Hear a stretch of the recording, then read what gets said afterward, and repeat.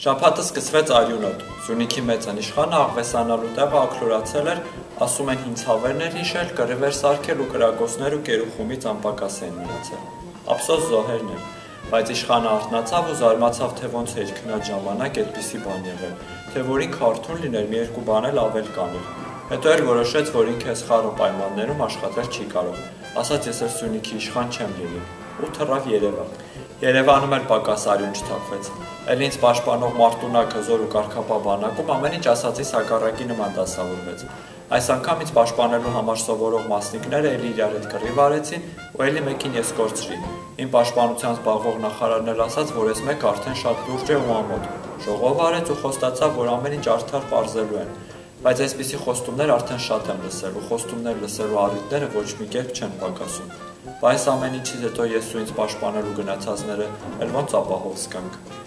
Արյունոտ ու խառն էր նաև հարևանների մոտ։ Իրենց հանճար ղեկավարը որոշել էր ծառերը կտրել ու տեղը բարձր շենքեր սարքել, համարյա մերոնց նման, բայց այս հարևանները ջղայնացան, գնացին պառկեցին ծառերի տակ ու ասացին ոչ մի շենք։ Բեղերով իշխանն էլ կատաղեց ու սկսեց ժողովրդին լավ լացացնել ու ասել, որ իրենք անհասկացող են, բայց մեկա դեռ կռվում են ու տուն գնալու ցանկություն էլ չունեն, ասում են մենք մեր ծառերի տերն ենք։ Կռվում են նաև ինձ համար ազատություն ապահովողները,